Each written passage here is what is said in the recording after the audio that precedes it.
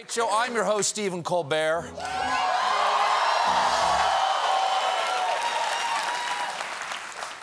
For now.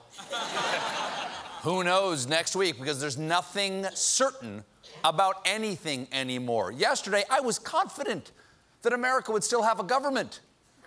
But I underestimated what a wedge we have in the White House.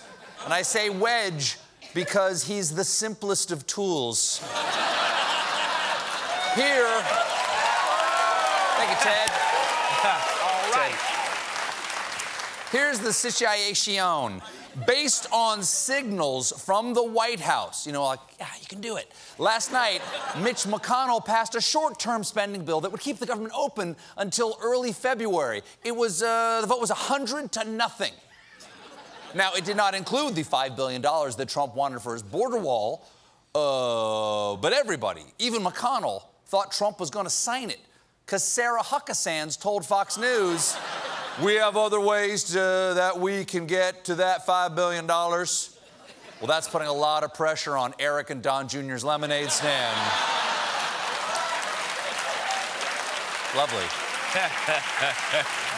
These boys need to sell that old lemonade. So House, Senate, President, all on board. But then Trump started getting heat from the fourth branch of government, Fox News. You told us that you weren't afraid to shut down the government. That's why we like you. What happened? You just gave in right away? Trump gets nothing, and the Democrats get everything. This was a cave. This was a blink. Don't make threats that you're not going to follow through on. Oh, no, the TV's mad at me. I'm sorry, TV. Please forgive me. You're my only friend. Wow. The TV's the only one who's seen me naked. So, this morning, Trump suddenly was really angry, tweeting about the last big spending bill he signed. When I begrudgingly signed the omnibus bill, I was promised the wall and border security by leadership would be done by end of year. Now, it didn't happen.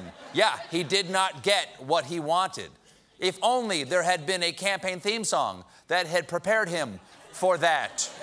You can't always get what you want. Now, thank you, Mick. Thank you, Mick, you bad boy. Woo! Trump's seeming indecision caused massive panic among Republicans in the House who wondered if they voted on a separate bill to fund the wall, would that placate the president? As one reporter described it, Republicans say they want President Trump to tweet before they say yes, with one GOP member saying, that's what the serving in Congress has come to.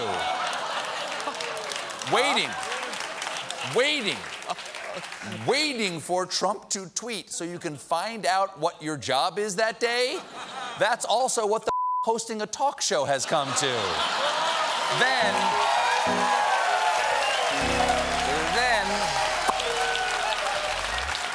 Then this afternoon, Trump had a meeting with Paul Ryan and House Republicans, and afterwards, Ryan announced that Trump wouldn't sign the spending bill, adding, I'm really enjoying my last few hours in Congress. Trump wasn't even angry. During that meeting, Republican Representative Mark Walker described Trump's mood as chipper, as in, I have decided at the last minute to throw the government headfirst into that chipper.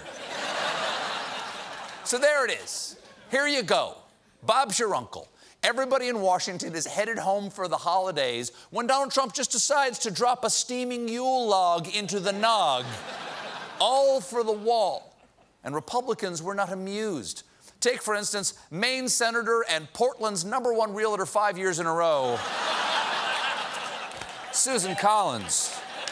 A reporter described Collins' reaction to the news this way. Collins almost dropped her handbag as she gestured in disbelief at the word delivered to her by reporters that Trump would not sign the continuing resolution unless border wall money was added, asking, did he just say that?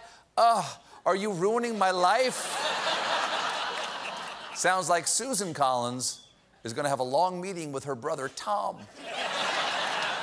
But The news didn't seem to faze outgoing Tennessee senator and mom's new eHarmony boyfriend,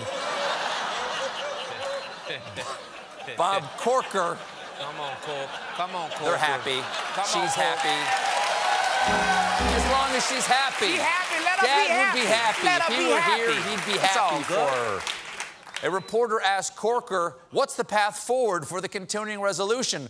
Corker answered, I don't know. Y'all have fun. I'm getting ready to drive to Chattanooga. Adding, roar, suck it. Roar.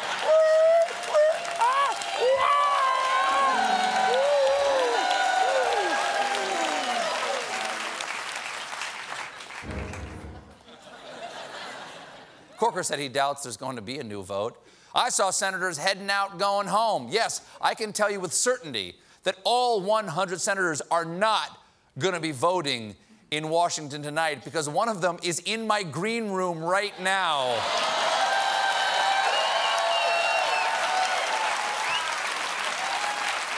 By the way, that smile and that wave is Jeff Flake's version of flipping the bird. That's as angry as he gets. The craziness went on. Then Ted Cruz walked by Corker and said, I think we need to follow through with funding for the border. Corker laughed again. You can't make this stuff up. So what's the end game here? Trump has said he won't sign anything without the wall. Nancy Pelosi says the wall's never going to happen. It seems like there's no answer. But stupid guy has very stupid idea. Change nothing. Just call it something else. At this moment, there is a debate over funding border security and the wall, also called, so that I give them a little bit of an out, steel slats. We don't use the word wall necessarily, but it has to be something special to do the job. Steel slats. Yes. Yes, steel slats. Steel slats. I call it steel slats just to give them an out. And the only way this won't work, the only way this won't fool Democratic voters is if I say this plan out loud on television. Oh, crap. Now, he's been trying to float this idea for days now, much like that Yule log I mentioned. On Tuesday, he tweeted the wall will actually be artistically designed steel slats. Oh, we all remember that chant at his rallies. Build that. Steel slats. Build that. Steel slats. Build that. Steel slats. Build that. And he doubled down today. The Democrats who know steel slats, well, are necessary for border security are putting politics over country. What's the wall gonna look like when he's finally done downgrading it? The Democrats are sabotaging my efforts to build a giant beaded curtain like they used to have covering up the porno section at the video store wall. Sad.